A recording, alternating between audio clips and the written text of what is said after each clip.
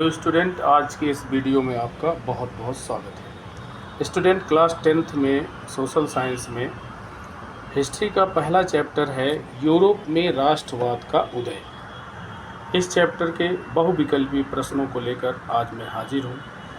तो सबसे पहले बात करते हैं कि राष्ट्रवाद क्या होता है। राष्ट्रवाद का मतलब होता है फीलिंग ऑफ वननेस, हम सब लोग एक हैं। जब इस तरह की भावना डेवलप करती है तो ऐसे विचार को ही हम राष्ट्रवाद का नाम देते हैं। इसके लिए बहुत से फैक्ट हो सकते हैं, जैसे मदरलैंड हो सकता है, फादरलैंड हो सकता है, साझी विरासत हो सकती है। ये कुछ ऐसे फैक्ट हैं जो राष्ट्रवाद को बढ़ावा देने में मदद करते हैं। तो चलिए शुरुआत करते हैं। पहला क्वेश्चन है, फ्रेडरिक सारियू कौन था? फ्रेडरिक सारियू एक चित्रकार था, जो फ्रांसीसी चित्रकार था, जिसने एक सपनों का संसार रचा और 4 चित्रों की एक श्रृंखला बनाई थी, जिसमें उसने जनतांत्रिक और सामाजिक गणतंत्रों से मिलकर उसके सपनों का संसार बना हुआ था। इसमें यूरोप और अमेरिका के लोगों को दिखाया गया है इसके चित्रों में, जिसमें सभी उम्र के सामाजिक वर्गों के स्त्री पुरुष लंबी कतार में स्वतंत्रता की प्रतिमा की वंदना करते हुए जा रहे हैं। तो इस वजह से फ्रेडरिक सारियू के जो चित्र थे ये काफ़ी फेमस हुए, इसलिए इसका नाम आपको याद रखना है। नेक्स्ट क्वेश्चन है, फ्रांसीसी क्रांति कब हुई? फ्रांसीसी क्रांति 1789 ईस्वी में हुई। यहाँ पर लुई 16वां का निरंकुश शासन था। यहाँ पर जनता ने मिलकर इस निरंकुश शासन को उखाड़ फेंका। इसलिए सबसे पहले अगर बात की जाए तो राष्ट्रवाद की झलक फ्रांसीसी क्रांति में देखने को मिलती है। तो फ्रांसीसी क्रांति को भी आपको याद रखना है, कब हुई थी? 1789 ईस्वी में। नेक्स्ट क्वेश्चन है, नेपोलियन की नागरिक संहिता कब प्रारंभ हुई? तो नेपोलियन की नागरिक संहिता प्रारंभ हुई 1804। यहाँ पर 2 की जगह आपको 4 देखना है। 1804 ईस्वी में नेपोलियन की नागरिक संहिता शुरू हुई, जो कि 1804 ईस्वी में। इसे आपको देख लेना है। नेक्स्ट क्वेश्चन है, वियना की संधि कब हुई? तो वियना की संधि हुई 1815 ईस्वी में।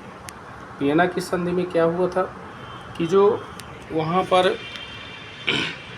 जो फ्रांसीसी क्रांति हुई थी, फ्रांसीसी क्रांति के बाद फ्रांस में नेपोलियन का राज्य स्थापित हुआ। नेपोलियन तानाशाह बन गया और इसमें क्या हुआ था कि जो वियना संधि थी, नेपोलियन की हार के बाद जो वाटरलू में नेपोलियन को पराजित किया गया 1815 में, और 1815 में ही वियना संधि की गई। इसमें बूर्बो राजवंश जो था, यानी लुई 16वां के जो वंशज थे, उस बूर्बो राजवंश की पुनर्स्थापना करना था और इसका उद्देश्य जो रूढ़िवादी व्यवस्था थी यूरोप में, उसको फिर से कायम करना था।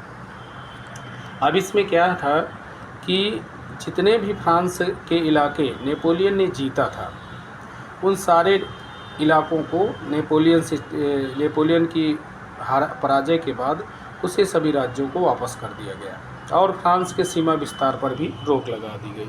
तो ये थी वियना संधि की कुछ विशेषताएं। नेक्स्ट क्वेश्चन आपके सामने, उदारवादी क्रांति कब हुई? तो उदारवादी क्रांति 1848 ईस्वी में हुई। जर्मनी का एकीकरण कब से कब तक हुआ?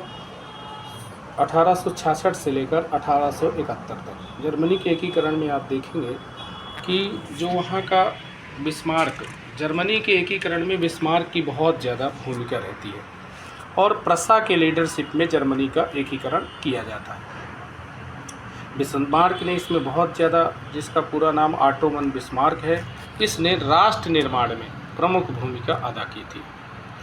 और इन 7 वर्षों के दौरान ऑस्ट्रिया, डेनमार्क और फ्रांस के 3 युद्धों में प्रसा की जीत हुई और इटली के एकीकरण की प्रक्रिया पूरी हुई। 7 वर्ष इसमें लग गए। नेक्स्ट क्वेश्चन की बात करते हैं, इटली का एकीकरण कब से कब तक हुआ? तो 1859 से लेकर 1871 तक इटली का एकीकरण हुआ।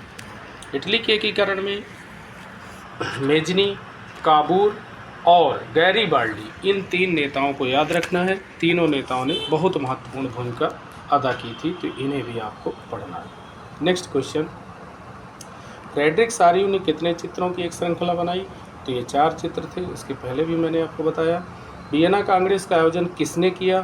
तो वियना कांग्रेस का आयोजन जो लीडरशिप ऑस्ट्रियन चांसलर ड्यूक मैटरनिख के लीडरशिप में ये हुआ था, वियना कांग्रेस हुई थी।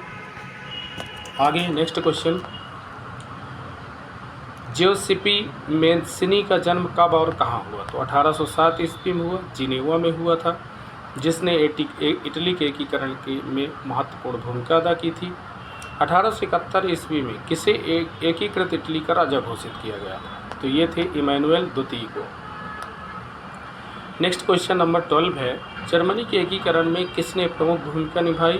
तो ये क्वेश्चन पहले भी आ गया, ऑटोमन बिस्मार्क। नेक्स्ट क्वेश्चन, एकीकृत जर्मनी का राजा किसे घोषित किया गया? केसर विलियम प्रथम को। ये 2 चीज़ें आपको याद रखना है, इमैनुएल द्वितीय को एकीकृत इटली का राजा घोषित किया गया और केसर विलियम प्रथम को एकीकृत जर्मनी का राजा घोषित किया गया, दोनों के एकीकरण के बाद। नेक्स्ट क्वेश्चन नंबर 14 है, यूनान में स्वतंत्रता के लिए संघर्ष कब शुरू हुआ? तो 1821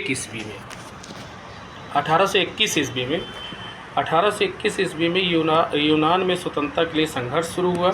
यूनान ऑटोमन साम्राज्य का एक हिस्सा था, जो कि 15वीं शताब्दी से ऑटोमन साम्राज्य के अंडर में था। और इसके बाद जब वहाँ पर 1789 में फ्रांसीसी क्रांति के बाद यूनानी लोगों के मन में भी स्वतंत्रता की भावना प्रज्वलित हुई और अंततः फिर 1832 में कुस्तुनतुनिया की संधि ने यूनान को एक स्वतंत्र राज्य के रूप में मान्यता दी। तो इसे भी आपको याद रखना है। इसमें एक और आता है कि यूनान का जब एकीकरण हो रहा था, यूनान का जब स्वतंत्रता की बात यूनान की चल रही थी, तो एक अंग्रेज कवि थे लॉर्ड बायरन, इसे भी आपको याद रखना। लॉर्ड बायरन ने एक धनराशि इकट्ठा की थी यूनान के स्वतंत्रता के लिए और खुद भी युद्ध में गए थे, जिसके बाद फिर इनकी मृत्यु हो जाती है बुखार के कारण। तो ये लॉर्ड बायरन भी आपके एग्ज़ाम के पॉइंट ऑफ व्यू से